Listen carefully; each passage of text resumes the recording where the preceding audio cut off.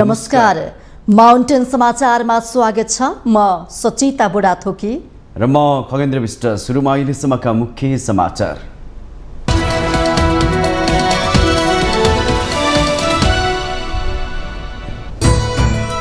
पक्राउ पर्ने ठूलो परिणामका भए सुनको मालिकसम्म पुग्न नसक्दा अनुसन्धानको विष्णुतामा प्रश्न। मुलुकको माग र आपूर्तिको पनि सही विश्लेषण हुन सकेन।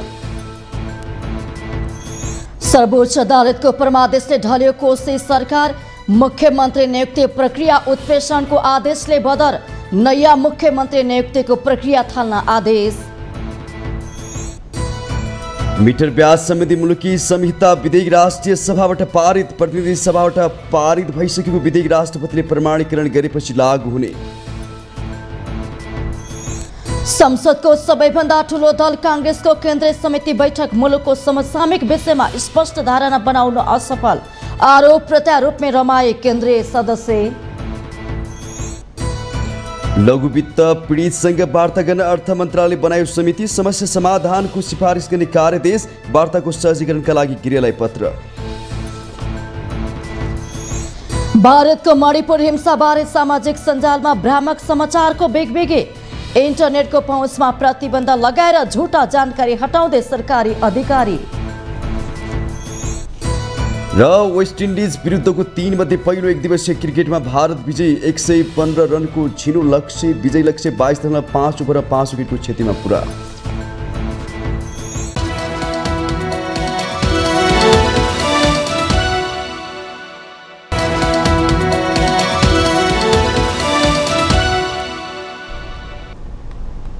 अब समाचार विस्तारमा। सुन तस्करीको घटना अब नेपालीको लागि नौलो रहेन। पञ्चायतकालमा राज परिवारले मुछेका घटनादेखि अहिलेका मैहुँ भन्ने नेताको नाम तस्करीमा जोडिएका छन्। सर्वसाधारण नेत बस नभई झुक्केर मापदण्डभन्दा 10 ग्राम बढी सुन ल्याए पनि भन्सार तिरी रहँदा 100 किलो सुन विमानस्थलबाट फुत्त बाहिरिएपछि शासनको बागडोर सम्हालेका प्रति प्रश्न उठ्नु स्वाभाविक हो। तर अचम्मको कुरा सुन समातिन्छ, भरिया पक्राउ पर्छन्, तर मालिक कहिले पनि भेटिँदैन। यसले प्रश्न पार्दछ मालिक सामान्य पहुँचवाला पक्कै छैनन्। अर्कोतर्फ माग र आपूर्तिको सही विश्लेषण सरकारले गर्न नसक्दा तस्करी मौलाएको त होइन, समीक्षा जरुरी छ। एक रिपोर्ट। सुन तस्करी नेपालका लागि नयाँ विषय होइन। पञ्चायती शासनकालमा सत्तासीनहरूकै संरक्षण र संलग्नतामा सुन तस्करी हुने गरेको थियो भने बहुदलीय व्यवस्थाको पुनर्स्थापना पश्चात थुप्रै नेता र सरकारी अधिकारीहरू सुन तस्करीमा मुछिएका थिए। त्यस बेलादेखि अहिलेसम्म थुप्रै सुनकाण्डहरू चर्चामा आए। तर सुनको तस्करी गर्ने सुन मालिक पत्ता लाग्न सक्दैन। सुन मालिक पत्ता नलाग्नुको मूल कारण तस्करहरूले पाउने राजनीतिक संरक्षण मानिन्छ। किनभने राजनीतिक रूपमा संरक्षण नभई भन्सारबाट सुन आउनै सक्दैन र बारम्बार दोहोरिरहने सुन तस्करीका घटनाहरूको श्रृङ्खलाले नेपालमा आपराधिक समूहको सक्रियता बढेको प्रष्ट देखिन्छ। अर्कोतर्फ नेपालमा जति सुनको माग छ त्यस अनुसार सुन आयात हुन सकेको छैन। सरकारले दैनिक जम्मा 20 किलो सुन मात्र व्यवसायीलाई दिने गरेको छ, जबकि नेपालमा दैनिक 50 किलोसम्म सुन खपत हुने गरेको व्यवसायीहरूले बताउँदै आएका छन्। माग र खपतको बीचमा 30 किलो सुनको अभाव देखिन्छ। यस अर्थमा व्यवसायीहरूले बेच्नका लागि मात्रै मुलुकभर रहेका 21,000 भन्दा बढी सुनचाँदी व्यवसायीहरूले दैनिक 30 किलो सुन ब्याङ्किङ प्रणाली भन्दा बाहिरबाटै किनेर बेच्नुपर्ने बाध्यता छ। यदि सरकारले साँच्चीकै सुन तस्करी रोक्ने हो भने कि त बजारको माग अनुसार आयात गरिदिनु पर्यो कि त कोटा प्रणालीबाट वितरण गरे अनुरूप नै सुशासन व्यवसाय भए नभएको अनुगमन गर्नु पर्यो। अन्यथा सरकारले अघोषित रूपमा सुन तस्करीलाई प्रोत्साहन गरेको बुझ्न सकिन्छ। किनभने सरकारले उपलब्ध गराउने सुन मुलुकभर रहेका व्यवसायीलाई बाँड्ने हो भने एकजना व्यवसायीको भागमा मुस्किलले 1 ग्राम सुन पर्ने गर्छ। यही कारण व्यवसायीहरूसँग फरक ढङ्गबाट भित्रिएको सुन प्रयोग गर्नुको विकल्प छैन। विश्वभर नै धनको सर्वमान्य प्रतीकका रूपमा स्वीकार गरिएको सुन हरेक व्यक्तिका लागि आकर्षक धातु बनेको छ। हरेक राष्ट्रको अर्थतन्त्रका लागि सुन सुरक्षा कवच मानिन्छ। जुनसुकै मुलुकको केन्द्रीय ब्याङ्कले नोट छाप्नका लागि निश्चित परिमाणको सुन रिजर्भ राख्नै पर्छ। अमेरिकाका 37औं राष्ट्रपति रिचर्ड निक्सनले भियतनाम युद्धबाट अर्थतन्त्रमा परेको चापबाट जोगिन सन् 1971 मा अमेरिकी डलरमा गोल्ड स्ट्यान्डर्डको ग्यारेन्टी नरहने घोषणा गरेसँगै मुद्रा निष्कासन गर्न सुन मौजात राख्ने अभ्यास सुरु भएको हो। नेपालमा भने सरकारी नोट छाप्ने प्रयोजन बाहेक छोराछोरीको पढाइ, बिहेबारी, बिरामी पर्दा उपचार र सम्पत्ति सञ्चय गर्न सुनका गरगहना किन्ने चलन व्यापक छ। सुनको माग बढिरहेको बेला यो नाफाको व्यापार बन्न पुगेको छ। छिटो नाफा कमाउन सुनमा लगानी गर्ने चलन छ। यसबाहेक किन सुन तस्करी हुन्छ भन्ने अर्को मुख्य सवाल हो। हाल दुबई, हङकङ लगायतका देशबाट अवैध रूपमा सुन नेपाल ल्याएर बिक्री गरेको देखिन्छ। यसरी 1 किलो सुन भन्सार छलेर बेच्दा झण्डै 5 लाख फाइदा हुन्छ। त्यसैले दुबई लगायत सुन तस्कर हुने देशमा रहेका कतिपय नेपालीहरूले हुन्डी मार्फत पठाएको रकमले सुन किनेर नेपाल पठाउने गरेको देखिन्छ। यो प्रवृत्तिले एकातिर हुन्डी र अर्कोतर्फ अवैध सुन बिक्री गरेर दोहोरो फाइदा लिने लोभ यस क्षेत्रमा लागेकाहरूमा हुन्छ। त्यसैगरी भारततर्फ हुने तस्करीमा नेपाल ट्रान्जिट पोइन्ट बन्ने गरेको तथ्य पनि सुरक्षा निकायबाट सार्वजनिक भएका छन्। यदि सरकारले साँच्चीकै सुन तस्करी रोक्ने हो भने यी विषयहरूमा गम्भीर हुने कि? माउन्टेन टेलिभिजन एसडी राजनीतिक ब्युरो। सर्वोच्च अदालतले कोशी प्रदेशमा उद्धव थापाको मुख्यमन्त्री नियुक्ति नेपालको संविधान बमोजिम प्रतिकूल देखिएको भन्दै बदर गर्ने आदेश दिएपछि गठन भएको 3 सातामै कोशी प्रदेश सरकार ढलेको छ। अब नयाँ सरकारका लागि पुनः आह्वान गर्न प्रदेश प्रमुखलाई आदेश दिइएको छ। नेकपा एमाले दायर गरेको रिट निवेदनमा बुधबार सुनवाई गरेपछि सर्वोच्च अदालतको पूर्ण इजलासले बिहिबार उक्त आदेश दिएको हो। एक रिपोर्ट। सर्वोच्च अदालतले कोशी सरकारको मुख्यमन्त्रीमा उद्धव थापाको नियुक्ति बदर गरिदिएको छ। सभामुखको हस्ताक्षर प्रयोग गरेर प्रदेश सभाको बहुमत देखाई मुख्यमन्त्री नियुक्त हुनुभएका कांग्रेस संसदीय दलका नेता उद्धव थापा सर्वोच्चका आदेश अनुसार 20 दिनमै मुख्यमन्त्रीबाट पदमुक्त हुनुभएको छ। पूर्व मुख्यमन्त्री हिक्मत कुमार कार्कीले दिएको रिट निवेदनमा बिहिबार सर्वोच्चको पूर्ण इजलासले थापाको नियुक्ति असंवैधानिक रहेको भन्दै नयाँ सरकार गठनको प्रक्रिया थाल्न आदेश जारी गरेको छ। प्रदेश सभाका सभामुख बाबुराम गौतमको हस्ताक्षर प्रयोग गरेर थापाले बहुमत दाबी गर्नुभएको थियो। उक्त दाबीलाई प्रदेश प्रमुख परशुराम खापुङले स्वीकार गर्दै गत असार 21 मा थापालाई मुख्यमन्त्रीमा नियुक्त गर्नुभएको थियो। सभामुखले सरकार निर्माण गर्ने प्रक्रियामा गरेको हस्ताक्षर असंवैधानिक भएको सर्वोच्चले व्याख्या गरेको छ। सर्वोच्चले थापा नेतृत्वको प्रदेश सरकार गठन असंवैधानिक ठहर गर्दै नयाँ सरकार गठनका लागि परमादेश दिएको छ।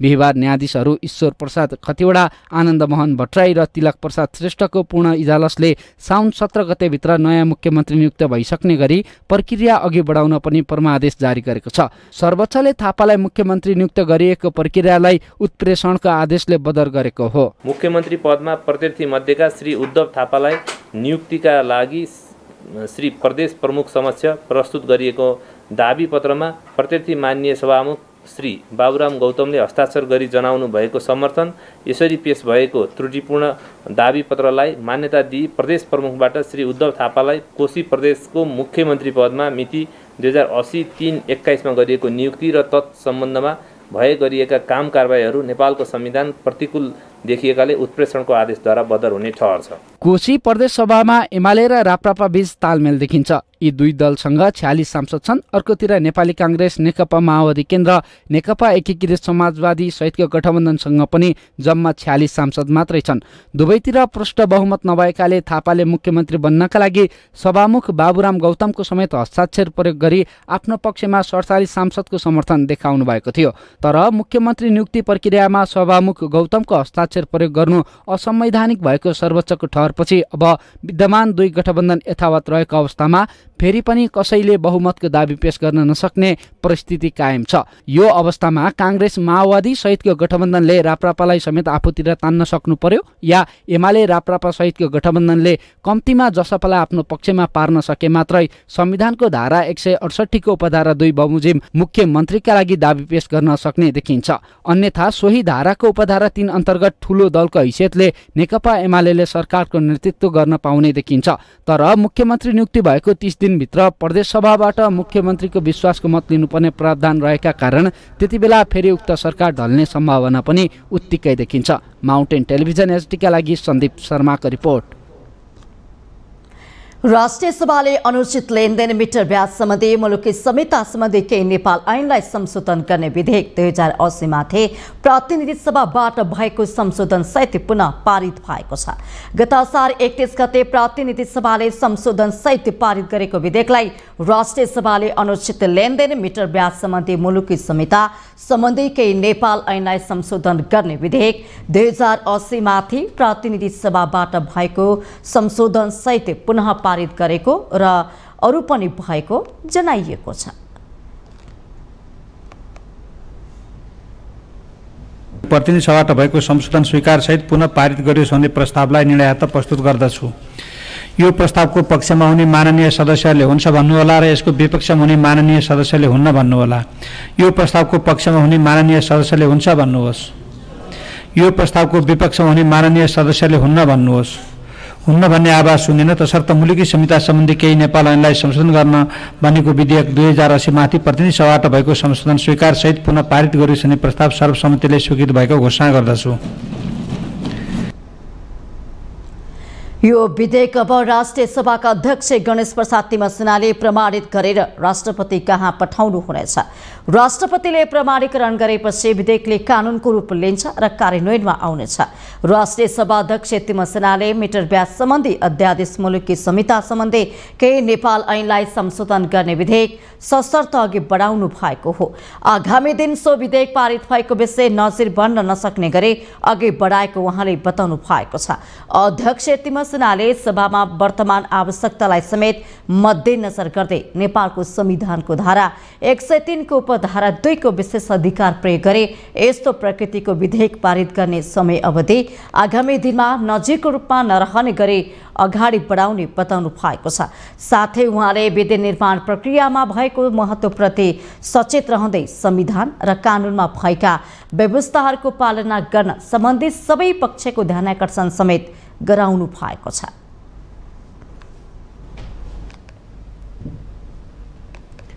नेकपा एमाले उपप्रधान तथा गृहमन्त्री नारायण काजी श्रेष्ठको संलग्नता बिना 100 किलो सुन तस्करी हुन नसक्ने भन्दै अनुसन्धानको दायरामा ल्याउनु पर्ने माग राखेको छ।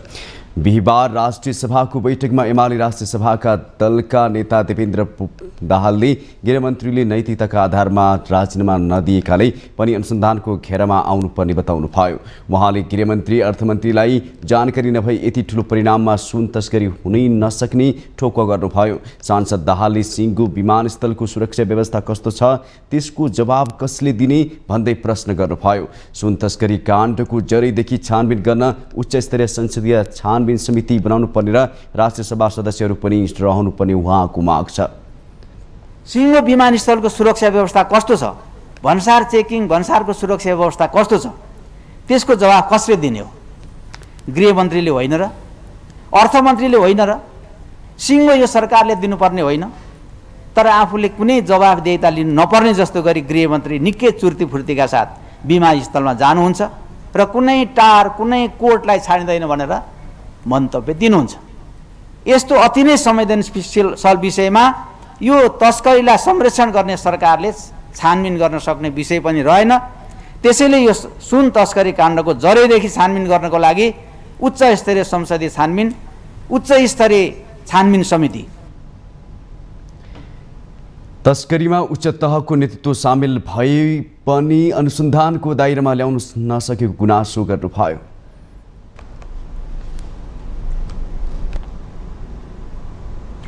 अर्थमन्त्री डाक्टर प्रकाश महतले त्रिभुवन अन्तर्राष्ट्रिय विमानस्थलबाट हुने अवैध कारोबार तस्करी नियन्त्रण गर्न सबै संयन्त्रबीच समन्वय आवश्यक रहेको बताउनु भएको छ।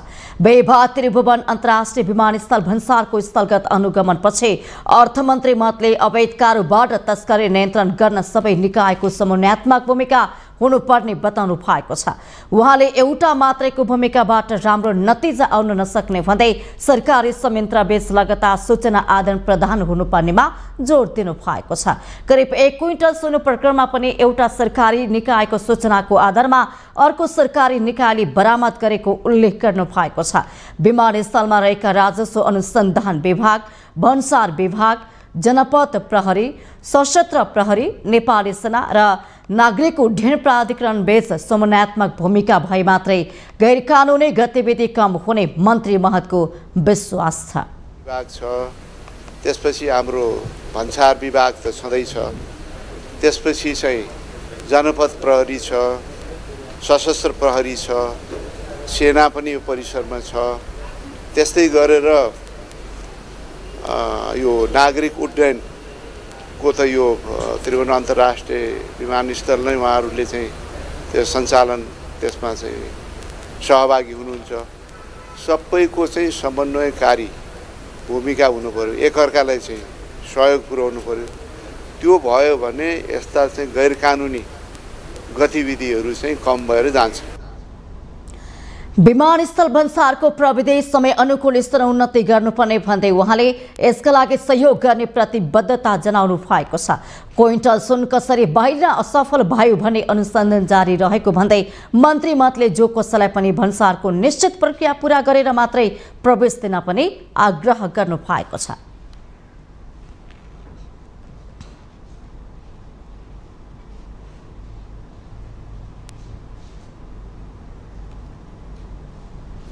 माउन्टेन समाचारमा पालो भएको छ ब्रेक।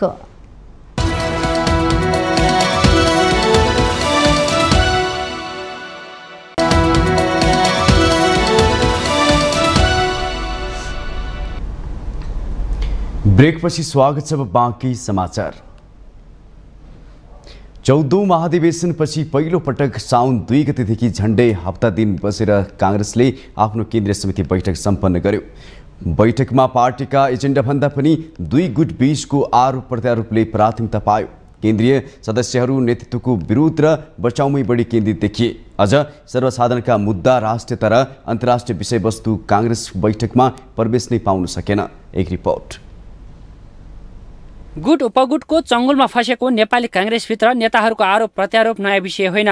पार्टी स्थापना कालदेखि नै चरम गुटबन्दीको भुमरीमा फस्दै आएको कांग्रेस नानीदेखि लागेको बानीले यस पटकको केन्द्रीय समिति बैठकमा पनि निरन्तरता पायो। अझ अन्तिम समयमा आएर पार्टी सभापति शेरबहादुर देउवाकै निर्देशनमा बैठक प्रत्यक्ष प्रसारण गर्ने भनेपछि त झन् कांग्रेस उपगुटले कतिसम्म गाँजिएको रहेछ भन्ने प्रश्न भयो। बैठकमा लामो समयदेखि पार्टीभित्र थाँतिरहेका विषयहरूले प्राथमिकता पाउला भन्ने आकलन गरिएको थियो, तर त्यसो हुन सकेन। कांग्रेसलाई पुनर्जागरण गर्ने विषय एजेन्डामा मात्र सीमित रह्यो। छलफलका लागि तय भएका 10 एजेन्डाको पहिलो नम्बरमै समसामयिक राजनीतिमा छलफल गर्ने भन्ने थियो। त्यसभित्र सुशासनको पाटो पनि थियो। यसैलाई टेकेर नेता बालकृष्ण खानलाई पार्टीबाट कारबाही गर्न बाध्य पार्ने रणनीतिमा संस्थापन इतरपछि थियो। तर सभापति देउवाको वर्चस्व बलियो भएकैले नक्कली शरणार्थी प्रकरणमा पूर्वपक्षका लागि थुनामा रहेका नेता खानलाई भने निलम्बन गर्न सकेन। तर केन्द्रीय सदस्यहरू बैठकलाई फलदायी भएको बताउँछन्। कांग्रेस अब नयाँ ध्रुवीकरणको चरणमा पनि प्रवेश गर्दैछ। त्यसो भएको हुनाले यी फेरबदलहरू अहिले अब कति देखिए कति देखिएनन्, तर फेरबदलहरू स्वाभाविक हुन् र यी हुन्छन्। र पार्टी केका लागि बनाउने त? पार्टी त देश र जनताका लागि बनाउने होला नि। त्यसो भएको हुनाले पार्टी बनाउने कुरो गर्दै गर्दा जसका लागि पार्टी बनाउने हो उसलाई पनि सम्बोधन गरेर जानुपर्छ भन्ने। कांग्रेसले नीति अधिवेशनको साटो मङ्सिरमा महासमिति बैठक बोलाउने र त्यही बैठकले नै नीति अधिवेशनको काम गर्ने बताएको छ। बैठकले भ्रष्टाचार नियन्त्रण र सुशासनका पक्षमा सरकारले गरेको काममा समर्थन र साथ दिने निर्णय भने गरेको छ। यद्यपि सरकारमा नेतृत्वदायी भूमिकामा रहेको कांग्रेसले पार्टी जीवनमा मात्र नभई सर्वसाधारणको मुद्दामा पनि विषय उठाउलान् भन्ने तल्ला तहका नेता कार्यकर्ताहरूमा आशा थियो। सर्वसाधारणका मुद्दा त परको कुरा, पार्टी सञ्चालनका लागि खुलेर बहस गर्न कांग्रेस यसपटकको बैठकमा पनि चुकेको छ। पार्टी एक भएको छ। आउँदो 20 वर्ष अगाडिको कुरामा गर्दैछु। यो पार्टी एक भएको खण्डमा नेपाली कांग्रेसले धेरै परिवर्तन ल्याउन सक्छ। जुन सम्भावना अहिलेसम्म नेपाली कांग्रेसले यत्रो धेरै परिवर्तन गर्यो त्यो सम्भाग त कांग्रेस नै हो नि। आउँदो 20 वर्षमा अब के गर्ने हो? त्यसैले एकताबद्ध हामी हिँड्नुपर्छ। बैठकमा घोचपेच र आरोप प्रत्यारोप चले पनि तय गरिएका एजेन्डामै फरक मत देखिएर प्रवेश नपाउनुले कांग्रेसको अवस्था थप प्रष्ट पारेको छ। मुलुकको वर्तमान स्थितिका सन्दर्भमा सबैभन्दा ठूलो दलको बैठकमा घनीभूत छलफल हुने आशा राखिएको भए पनि संस्थापन पक्ष इतरको आलोचना तथा इतर पक्षले संस्थापन पक्षको आलोचनामै बैठक सकिनुले जनताप्रति दलहरूको उदासीनतालाई प्रस्ट्याउँछ। माउन्टेन टेलिभिजन एचडीका लागि बटुकराज गिरीको रिपोर्ट। प्रधानमन्त्री पुष्पकमल दाहाल प्रचण्डको चीन भ्रमणबारे चर्चा चलेको लामो समय भए पनि मिति तोकिएको छैन। आगामी सेप्टेम्बरमा भ्रमण गर्ने गरी तयारी चलिरहेको बताइएको छ। पहिलो विदेश भ्रमणको रूपमा भारत भ्रमण गर्नुभएका प्रधानमन्त्री प्रचण्ड हाल इटालीको भ्रमणमा हुनुहुन्छ। उहाँ शुक्रबार स्वदेश फर्कने कार्यक्रम रहेको छ। प्रधानमन्त्री फर्केपछि चीन भ्रमणको तयारी हुने बताइएको छ। परराष्ट्र मन्त्री एनपी साउथले आगामी सेप्टेम्बरमा प्रधानमन्त्री प्रचण्डले चीनको औपचारिक भ्रमण गर्ने बताइसक्नु भएको छ।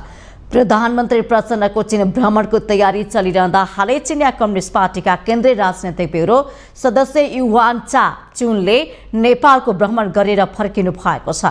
उहाँले चीन भ्रमणको बारेमा प्रधानमन्त्री प्रचण्डदेखि लिएर परराष्ट्र मन्त्री साउदसँग समेत छलफल गरेको बताइएको छ। प्रधानमन्त्रीको चीन भ्रमणको तयारीको लागि परराष्ट्र मन्त्री साउथ चीन जाने तयारी गरिरहेको परराष्ट्र सूत्रले जनाएको छ। उहाँ जुलाईको अन्तिम वा अगस्तको पहिलो हप्ता चीन भ्रमणमा जाने तयारीमा हुनुहुन्छ। मन्त्री साउथले चीनको भ्रमण गरेपछि प्रधानमन्त्रीको भ्रमण सम्बन्धी कार्यक्रम ठोस रूपमा अगाडि बढ्ने परराष्ट्र मन्त्रालय बताउँछ। 2065 सालमा प्रचण्ड पहिलो पटक प्रधानमन्त्री बनेपछि आफ्नो विदेश भ्रमण चीनबाट सुरु गर्नु भएको थियो। यसपटक उहाँ प्रधानमन्त्री बनेको 6 महिना नबित्दै भारत भ्रमण गरिसक्नु भएको छ। जबकि प्रचण्ड प्रधानमन्त्रीमा नियुक्त भएपछि विदेश भ्रमणको पहिलो निम्तो चीनबाट आएको थियो। त्यसको खुलासा स्वयं प्रचण्डले राष्ट्रिय सभाको बैठकबाट गर्नु भएको थियो। राष्ट्रिय प्रजातन्त्र पार्टीका अध्यक्ष राजेन्द्र प्रसाद लिङदेनले प्रदेश संरचना र राष्ट्रिय सभा खारेज गर्नुपर्ने बताउनु भएको छ।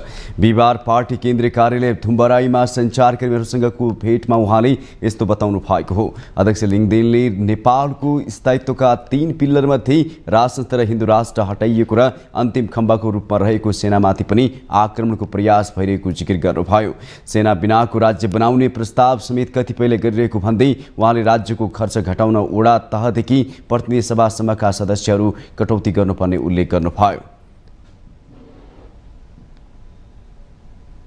नेपालको स्थायित्वका 3टा पिलरहरू थिए। एउटा हिन्दू राष्ट्र, एउटा राज संस्था र अर्को नेपाली सेना। राज संस्था र हिन्दू राष्ट्र समाप्त गरियो र अन्तिम किल्लाको रूपमा रहेको सेनामाथि अहिले चाहिँ आक्रमणका प्रयासहरू भइराखेको छ। खर्च कटौतीको नाममा सेनाको संख्या घटाउनु पर्ने, कसैले त सेनाविहीन राज्य बनाउनु पर्ने मोडलहरू समेत चाहिँ प्रस्तुत जुन गरिराखेको छ त्यो दुर्भाग्यपूर्ण कुरा हो।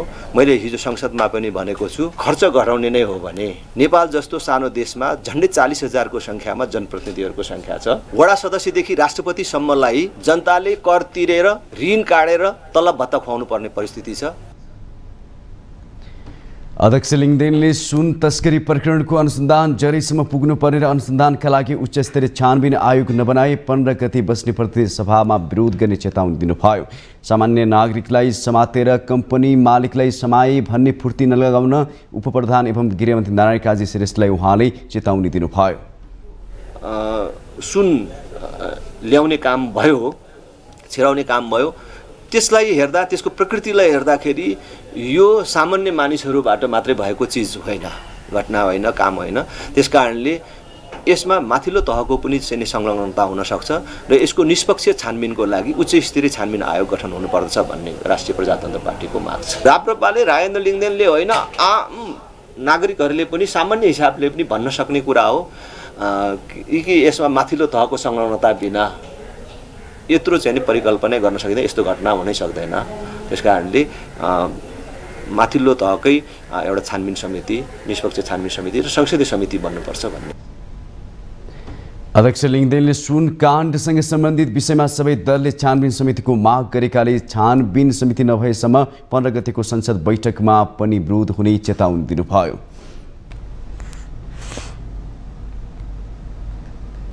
स्वास्थ्य तथा जनसङ्ख्या मन्त्री मोहन बहादुर बस्नेतले 6 महिनाभित्रमा उहाँले स्वास्थ्य क्षेत्रमा केही काम गरेर देखाउने बताउनु भएको छ। त्यसै गरी उहाँले नेपालको स्वास्थ्य क्षेत्रमा आमूल परिवर्तन हुने पनि बताउनु भएको हो। प्राकृतिक विपदको समयमा काम गर्ने उद्देश्यले विश्व स्वास्थ्य संगठनको आर्थिक लगानीमा धनुषमा निर्माण भएको प्रदेश स्वास्थ्य आपतकालीन कार्य सञ्चालन केन्द्र प्रदेश सरकारलाई हस्तान्तरण गर्दै मन्त्री बस्नेतले यस्तो बताउनु भएको छ। स्वास्थ्य मन्त्रालयले पहिलो पटक निजी तथा सरकारी अस्पतालमा गरेर 3025वटा शैय्या गरिब तथा विपन्न वर्गको लागि निशुल्क छुट्याउने काम भएको पनि उहाँले दाबी गर्नुभयो। मन्त्री बस्नेतले अस्पतालको 10% शैय्या निशुल्क गर्नुपर्ने प्रावधानको पालना सबै अस्पतालले गर्नुपर्ने भन्दै नछुट्याउने अस्पताललाई कारबाही गर्ने चेतावनी दिनुभएको छ। त्यसपछि त्यो संस्थाका प्रतिनिधिहरू आएर मलाई महँगो अस्पतालहरूमा त हामीलाई अलिक गाह्रो छ भने अनि तपाईँले हामीलाई दिने चाहिँ महँगो अनि 90% चाहिँ सस्तो के दिनुहुन्छ नि तपाईँले? महँगो मध्येकै 10%, सस्तो मध्येकै 10% हो भने मैले दायाँ बायाँ कुरा नगरोस्, नभए अस्पतालहरू खारेजीमा यो लाइसेन्स खारेजीमा पर्ला भनेपछि अहिले व्यापक रूपमा लागू भएको छ र जहाँ लागू भएको छैन मलाई खबर गर्नुहोस्, उहाँहरूलाई कन्भिन्स गरौँला, नभए ठेगान लाउँला। मन्त्री बस्नेतले मध्य प्रदेशमा स्वास्थ्य सेवालाई प्रभावकारी बनाउन सरकारले थप पहल गर्ने बताउनु भएको छ। आर्थिक मन्दीको असर अहिले हरेक क्षेत्रमा परेको छ। साउन महिना हरियो चुरा पोते मेहन्दी लगायतका श्रृङ्गारका सामानको महिना पनि भनिन्छ। तर साउन महिनामा पनि सिजन सुहाउँदो व्यापार नभएको काठमाडौँ इन्द्रचोकका चुरापोते व्यवसायी बताउँछन्। कुनै समय भ्याइ नभ्याइ व्यापार हुने गरेको यो ठाउँमा अहिले दिनभर बस्दा समेत बोहनी नभएको उनीहरूको गुनासो छ। एक रिपोर्ट। साउन महिनामा बजारका श्रृङ्गारका सामग्री बिक्री गर्ने पसलहरू चुरा तथा पोतेमय हुन्छन्। साउनमा हरियो, रातो र पहेँलो चुरा पोते लगायतका सामग्रीको माग उच्च रहने गर्दछ। व्यापारीहरूले यसलाई लक्षित गरेर चुरा र पोतेमा छुट्टै लगानी गरेका हुन्छन्। विशेष गरी साउनलाई भनेर बजारमा ल्याइएका सामग्रीहरू अरू महिनामा बिक्री नहुँदा जोखिम हुने गर्दछ। यो महिनामा विगतमा जस्तो व्यापार नहुँदा व्यापारीहरू खुसी छैनन्। यस अघिको तुलनामा 50 देखि 75% व्यापार घटेको उनीहरूको भनाइ छ। व्यापार नभएर मोबाइल हेरेर बस्नु पर्दा छ। मोबाइल हेरिरहनु भएको छ है तपाईँ? पहिले चाहिँ के मोबाइल हेर्न पनि पाउनु हुँदैन? पहिला सास लिने फुर्सद हुँदैन थियो, अब अहिले चाहिँ मोबाइल हेर्ने फुर्सद छ। यस्तो खचाखच मान्छेहरू आउँछ। मन्दीमा चाहिँ पहिलो कुरा होइन, यो छैन अब ठिक हुन्छ त्यो भन्ने एउटा मनलाई सम्झाउने कुरा मात्रै हो। तर व्यवसाय भन्ने कुरा हाम्रो सुनको चुरामा जानुस्, हजुर कपडामा जानुस् बहिनी, कसैको पनि छैन। एटलिस्ट तपाईँले राउन्ड मारेर हेर्दै जानुस् त, अगाडिको कपडा पसल हेर्दै हुनुहुन्छ, खाली बसिरहेछ है। काठमाडौँ इन्द्रचोकमा श्रृङ्गारका सामग्री व्यापार गर्दै आएका व्यापारीहरू 1 वर्षपछि ग्राहकले सामान मन नपराउने र नयाँ डिजाइन रोज्ने भएकाले ठूलो घाटा बेहोर्नु परेको बताउँछन्। आउने हो होइन, अरू नयाँ कस्टमरहरू त छैन मार्केटमा। बिजोग छ यसपालि हाम्रो। बाहिरबाट एक्सपोर्ट हुने हो, हामीलाई त अब त्यहाँ त क्यास तिरेर ल्याउनु पर्ने हुन्छ। अब यहाँ आउँदाखेरि तपाईँको कस्टिङ धेरै परिचय पनि हुन्छ र अर्को तपाईँको डिजाइन बनाएर आएपछि अब यो सिजनमा चलेन भने चाहिँ अर्को सिजनसम्म त्यो डिजाइन जाला भनेर स्योर हुँदैन, फस्ने धेरै डर हुन्छ। साउन महिनामा विवाहित महिलाले सौभाग्यको प्रतीकको रूपमा हरियो चुरा पोतेर मेहेन्दी लगाउँछन्। साथै अविवाहित युवतीहरूले पनि आकर्षण र रमाइलोका लागि हरियो पहिरन तथा चुरामा सजिन्छन्। मैले चाहिँ के सोचेको छु भने सकभर नेपाली नै लगाऊँ अनि नेपालमै उत्पादन गरेको लगाऊँ। त्यसमा पनि पोते लिनलाई विशेष गरी किनभने महिला दिदीबहिनीले एउटा काम गरेको हुन्छ अनि त्यहाँ केही न केही जेला उनीहरूसँग जान्छ, त्यही भएर सानो लुम बुनेको चाहिँ मैले लिन त्यति आवश्यक। अब हाम्रो संस्कृति पनि जोगाउनु पर्यो भनेर अनि सानो मात्रै खर्च गर्ने गरेको क्या। आर्थिक मन्दीको असर सबै क्षेत्रमा परिरहेको बेलामा साउन महिनालाई लक्षित गरेका व्यापारको लगानी भने जोखिममा परेको छ। कोरोना कालदेखि सुस्ताएको व्यवसाय अझै फस्टाउन नसकेको धेरै व्यापारीहरू बताउँछन्। माउन्टेन टेलिभिजन एचडीका लागि क्यामेरामा विक्रम साक्यका साथमा सचिता बुढाथोकी, काठमाडौँ इन्द्रचोक। माउन्टेन समाचारमा पालो भएको छ ब्रेकको।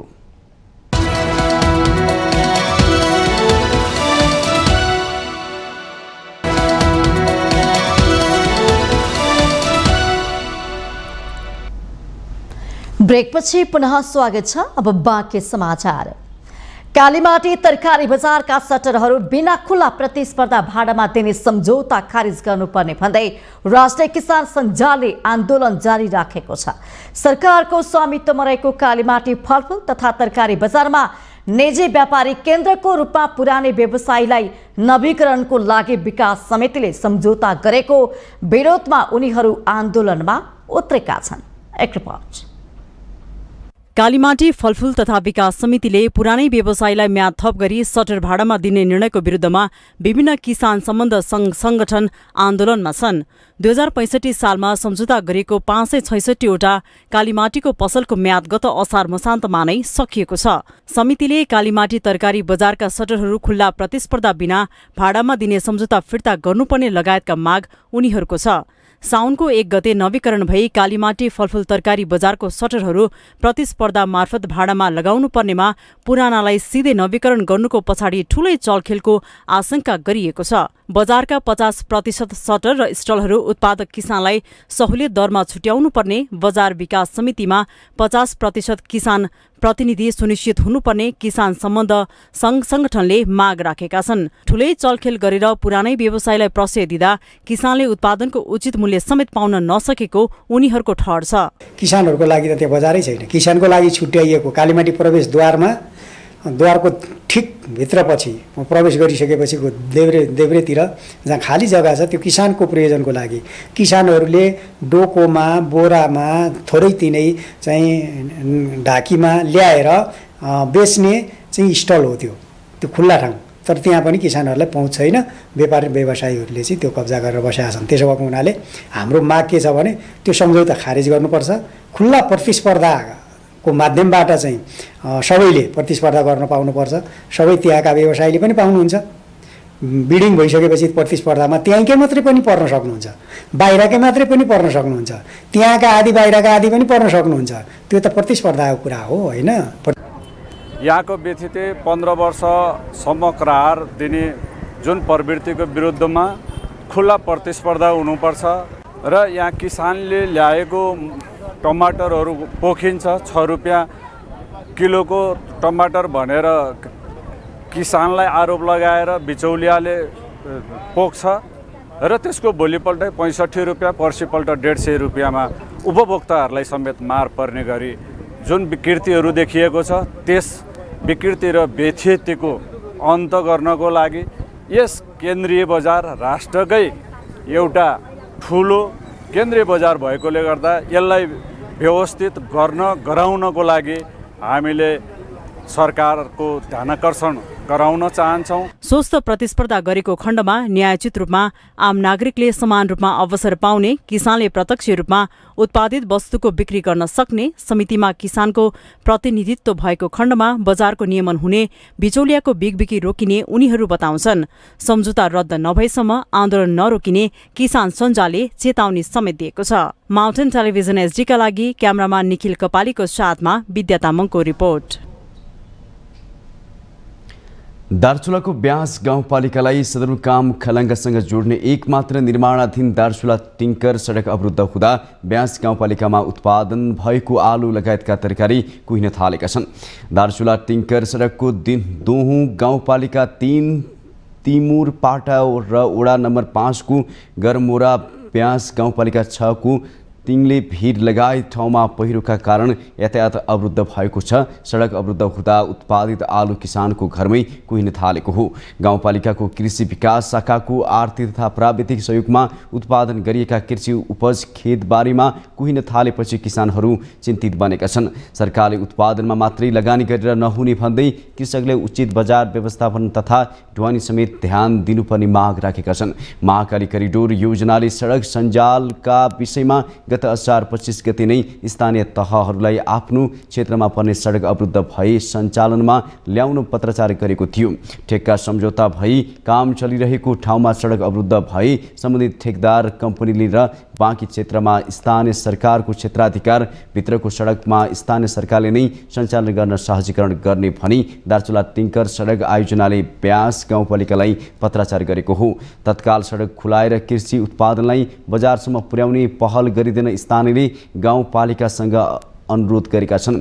जनप्रतिनिधिहरूले समेत सडक आयोजना कार्यालय, जिल्ला प्रशासन कार्यालय लगायत सरकारवालाहरूलाई अवरुद्ध सडक सञ्चालनमा सहयोग गर्न आग्रह गरे पनि सडक खुलाउने काम हुन नसकेको छैन।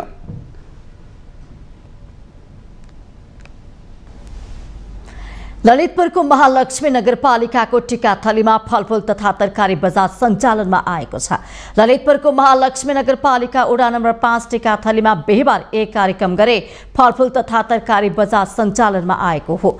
महालक्ष्मी नगरपालिकाभित्र उत्पादन भएका तरकारी तथा फलफुलहरूलाई नगरपालिकाभित्रै खपत गर्ने गरी फलफुल तथा तरकारी बजार सञ्चालनमा ल्याइएको हो। त्यही साना जग्गामा तरकारी बजारको लागि 70 वटा स्टलहरू रहेका छन्। साना व्यापारीहरू र उपभोक्ताहरूलाई सहज बनाउनको लागि तरकारी बजार सञ्चालनमा ल्याइएको हो। महालक्ष्मी नगरपालिकाका मेयर हरि गोविन्द श्रेष्ठले महालक्ष्मी नगरपालिकाभित्र उत्पादन भएका तरकारीहरू स्थानीय बजारमा नै खपत गरेर किसानलाई प्रोत्साहन गर्नुपर्ने बताउनु भएको छ। उहाँले फलफुल तथा तरकारी बजारमा बिक्री गर्ने 6 जनालाई डिजिटल ढक्तराज उपलब्ध गराउने प्रतिबद्धता व्यक्त गर्नुभयो। अहिले महालक्ष्मी नगरपालिकामा उत्पादन भएका तरकारीहरू फलफुल त प्रायः जसो उत्पादन हुँदैन। तरकारीहरू यही लोकल यही स्थानीय नै बिक्री वितरण गर्नुपर्छ र यहीकै किसानहरूलाई प्रोत्साहन दिनुपर्छ। यदि यहाँको तरकारी उत्पादनले कम भयो भने मात्रै बाहिरबाट ल्याएर बिक्री वितरण गर्नु हुन पनि म नगरपालिकाको तर्फबाट अनुरोध गर्न चाहन्छु। अहिले हामीले डिजिटल ढक्तराजहरू 50% अनुदानमा दिने गरेकोमा अब म के भन्न चाहन्छु भने फलफुल बिक्री गर्ने 3 जना र तरकारी बिक्री गर्ने 3 जनालाई 600 यो डिजिटल ढक्तराजहरू नगरपालिकाको तर्फबाट उपलब्ध गराउने वचनबद्धता व्यक्त गर्दै यस्तो बजार हरेक वडामा अझ खोल्न पायो भने अझ राम्रो हुन्छ। यो तरकारीको मात्र होइन, अझ यसमा मिक्स गरेर मासु जन्ने डुक्टो जन्ने चिज पनि एकै थलोमा व्यवस्थापन गरेर होलसेल रेटमा सुविधा दिनु पायो भने अझ व्यवस्थित होला। सायद यहाँ पनि त्यस्तो अवधारणा चाहिँ होला। बजार सञ्चालनमा आएसँगै उक्त क्षेत्रका उपभोक्ताहरूले तरकारी किन्नको लागि 2 किलोमिटर टाढा जानुपर्ने बाध्यता भने अन्त्य भएको बताएका छन्। समाज कल्याण परिषदले परिषदको भवन जमिन बाबतको भाडा असुलीको प्रक्रिया अघि बढाएको छ। परिषदको आर्थिक प्रशासन नियमावली अनुसार आफ्नो स्वामित्वमा रहेका एवं भोकाधिकार प्राप्त गरेका भवन जमिन र उपकरण निर्धारित प्रक्रिया अपनाई भाडामा दिन सक्ने व्यवस्था अनुसार फिरकुटी मण्डप सञ्चालन कार्यालयबाट उपलब्ध गराइएको जमिन भवन प्रयोग गरी निर्धारित भाडा नतिरेका व्यवसायी उप असुली प्रक्रिया अघि बढाइएको हो।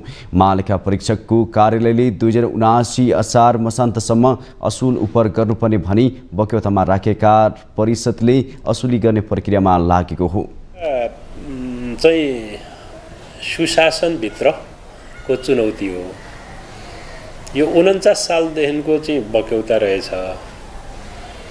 अहिलेसम्म निरन्तर छ। अब हामीले यो बक्यौतालाई चाहिँ चरणबद्ध ढङ्गले चाहिँ समाधान गर्ने दिशा उन्मुख छौँ। पसल अथवा कार्यालय छोडेर भाडा नतिर्ने हामीले चाहिँ असुली प्रक्रियामा चाहिँ लाने भनेर चाहिँ आरम्भ भइसकेको छ।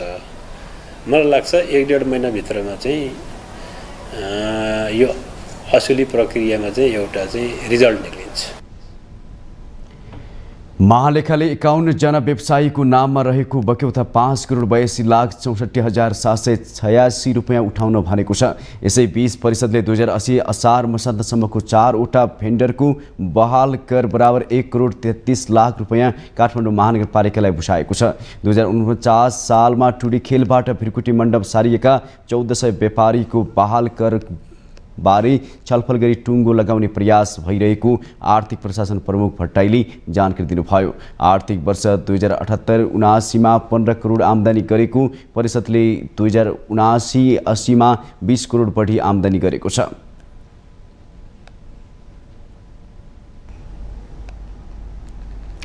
पछिल्लो तथ्याङ्क अनुसार देशमा 10,54,055 पशुमा लम्पी स्किन संक्रमण देखिएको छ।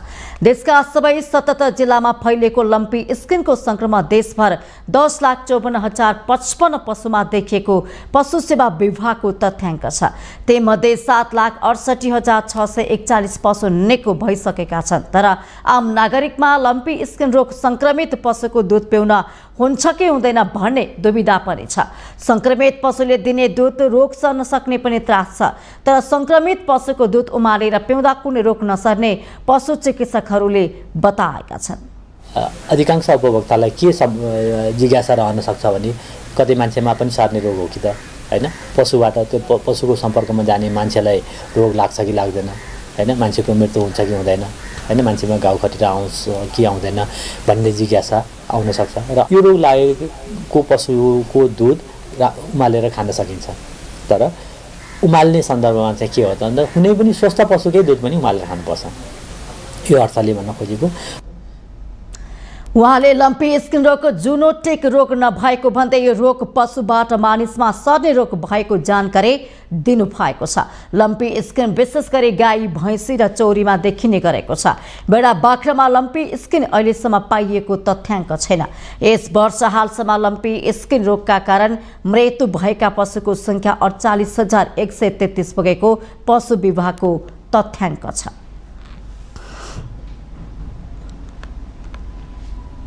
हामीसँग आर्थिक, अन्तर्राष्ट्रिय र खेल समाचार बाँकी नै छन्। माउन्टेन समाचारमा पालो भएको छ ब्रेक।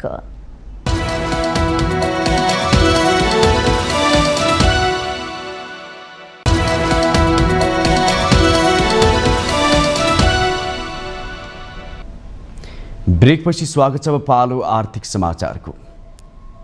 आर्थिक समाचारको साथमा जगदम्बा सुपर साइन तथा ग्याल्बा प्लस जीवनभरको भरोसा। रिद्धि सिद्धि सिमेन्ट रोबोटिक ल्याबमा बनेको स्मार्ट सिमेन्ट।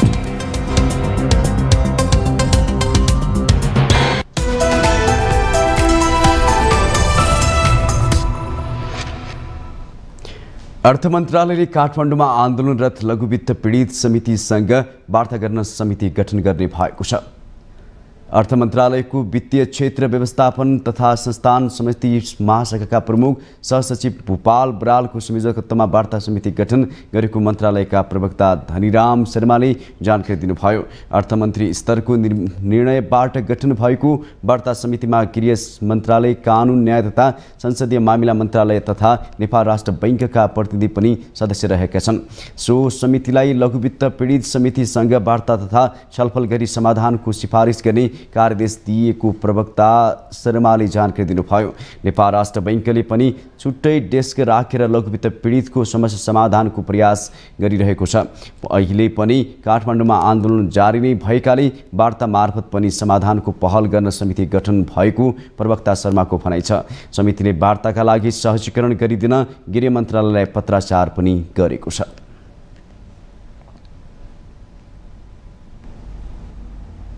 अब पालो अन्तर्राष्ट्रिय समाचारको।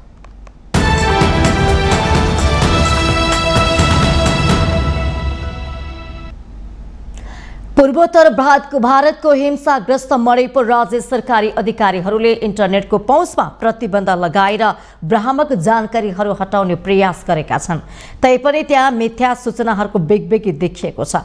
बहुसंख्यक मैतेई समुदाय र आदिवासीको कि अल्पसंख्यक बीचको द्वन्द्व हालै विश्वव्यापी रूपमा समाचारको विषय बनेका छन्। विशेष गरी पुरुषहरूको भिडले दुई महिलालाई आक्रमण गरे नै वस्त्र पारेर हिँडाएको भिडियो भाइरल भएपछि यस विषयले भारतभित्र र बाहिर आक्रोश पनि उत्पन्न भएको छ। गत मे महिनाको सुरुमा मणिपुरमा हिंसाका घटनाहरू बढेता महिलामाथिको आक्रमण मिथ्या र त्यसै गरी भ्रामक दाबीको एउटा प्रमुख स्रोत बनेको छ। सरकारी अधिकारीहरूले सामाजिक सञ्जाल मार्फत भ्रामक सूचना र झुटा दाबीहरू फैलिनबाट रोक्न भन्दै मे 3 मा झडप सुरु हुन साथ मोबाइलमा इन्टरनेट सेवाहरू बन्द गरेका थिए। त्यसको एक दिनपछि राज्यभर सबै प्रकारका इन्टरनेट सेवाहरू बन्द गरियो। तर त्यति बेलासम्म कुकी पुरुषहरूले बलात्कार गरे हत्या गरेकी मैतेई नर्स भनेकी एक महिलाको प्लास्टिकमा बेरिएको शव देखिने विभत्स तस्बिर सार्वजनिक भइसकेको थियो। तर उक्त तस्बिरबारे गरिएका दाबीहरू गलत साबित भएको अन्तर्राष्ट्रिय सञ्चार माध्यमहरूले जनाएका छन्। त्यसैगरी मेमा 5 मा बलात्कारपछि हत्या गरेका भनिएका 37 वर्षीय मैतेई महिलाहरू र 7 वर्षीय बालकको शव सम्बन्धी सामाजिक सञ्जालमा फैलिएका कुराहरू पनि झुटा प्रमाणित भएका छन्। उक्त पोस्ट ट्विटरमा धेरै पटक उस्तै शब्दहरूसहित साझा गरिएको थियो। यस्ता पोस्ट प्राय नयाँ खाताहरूबाट सार्वजनिक भएका छन्। अब पालो खेल समाचारको।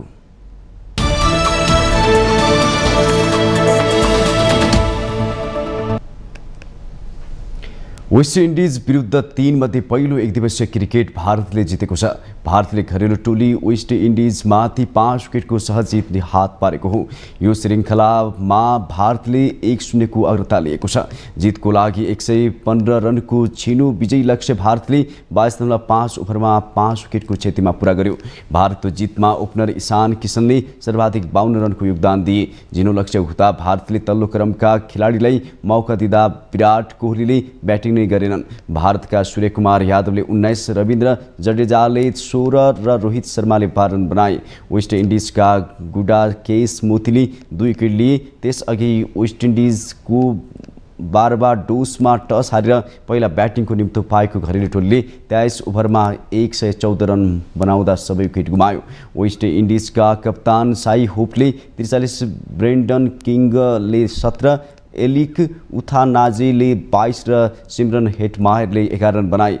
प्लेयर अफ द म्याच भारतका स्पिनर कुलदीप यादवले 3 ओभरमा 2 मेडेन सहित 6 रन खर्चेर 4 विकेट लिए। रविन्द्र जडेजाले 3 विकेट लिए। भारतीय एक दिने क्रिकेट इतिहासको एकै खेलमा 2 जना बायाँ हाते स्पिनर कुलदीपले 4 र जडेजाले 3 गरी 7 विकेट लिएको यो पहिलो पटक हो। दोस्रो खेल शनिबार र तेस्रो खेल मङ्गलबार हुनेछ। त्यसपछि 5 T20 खेलको सिरिज खेल्नेछ। 2 टेस्टको सिरिज भने भारत 1-0 ले जितिसकेको छ।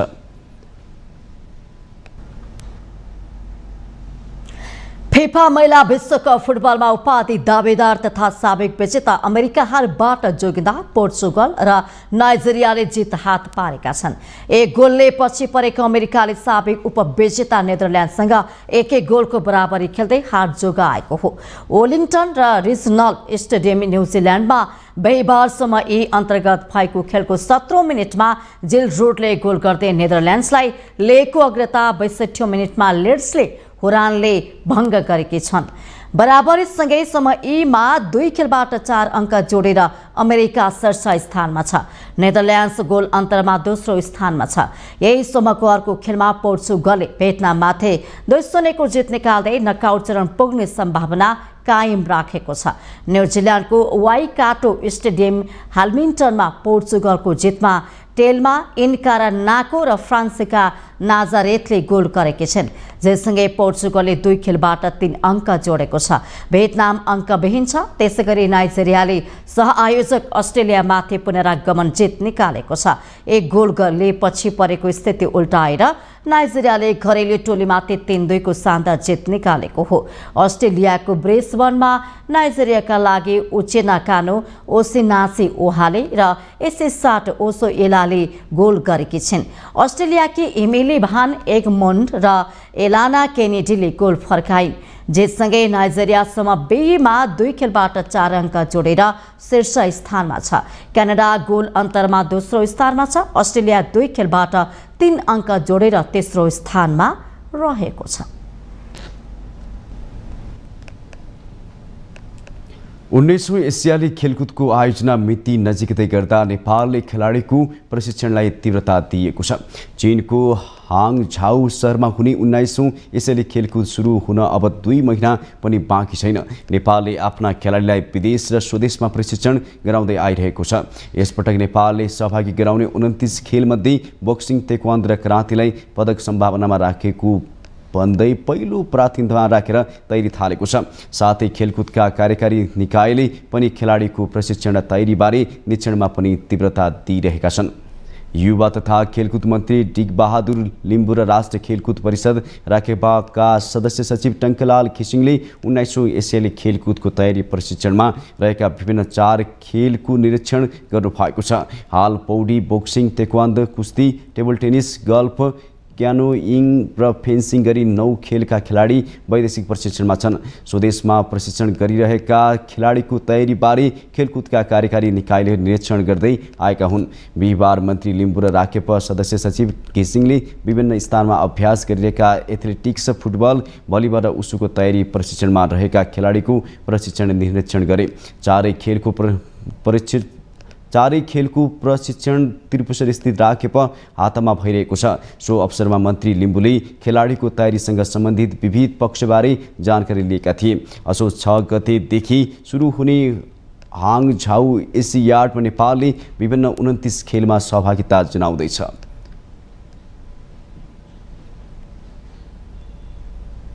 माउन्टेन समाचारमा पालो भएको छ ब्रेकको।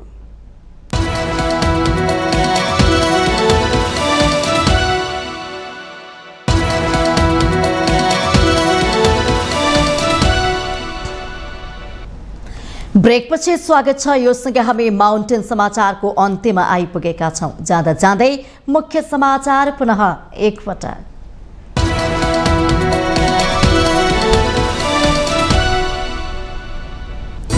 पक्राउ पर्ने ठूलो परिमाणको अवैध सुनको मालिकसम्म पुग्न नसक्दा अनुसन्धानको विश्वसनीयतामा प्रश्न। मुलुकको माग र आपूर्तिको पनि सही विश्लेषण हुन सकेन। सर्वोच्च अदालतको परमादेशले ढले कोशी सरकार। मुख्यमन्त्री नियुक्ति प्रक्रिया उत्प्रेषणको आदेशले बदर। नयाँ मुख्यमन्त्री नियुक्तिको प्रक्रिया थाल्न आदेश। मिटर ब्याज सम्बन्धी मुलुकी संहिता विधेयक राष्ट्रिय सभाबाट पारित। प्रतिनिधि सभाबाट पारित भइसकेको विधेयक राष्ट्रपतिले प्रमाणीकरण गरेपछि लागू हुने। संसदको सबैभन्दा ठूलो दल कांग्रेसको केन्द्रीय समिति बैठक। मुलुकको समसामयिक विषयमा स्पष्ट धारणा बनाउन असफल। आरोप प्रत्यारोपमै रमाए केन्द्रीय सदस्य। लघु वित्त पीडितसँग वार्ता गर्न अर्थ मन्त्रालयले बनायो समिति। समस्या समाधानको सिफारिस गर्ने कार्य आदेश। वार्ताको सहजीकरणको लागि गृहलाई पत्र। भारतको मणिपुर हिंसाबारे सामाजिक सञ्जालमा भ्रामक समाचारको बिगबिगी। इन्टरनेटको पहुँचमा प्रतिबन्ध लगाएर झुटा जानकारी हटाउँदै सरकारी अधिकारी। र वेस्ट इन्डिज विरुद्ध 3 मध्ये पहिलो 1 दिवसीय क्रिकेटमा भारत विजयी। 115 रनको झिनो विजय लक्ष्य 22.5 ओभरमा 5 विकेटको क्षतिमा पुरा।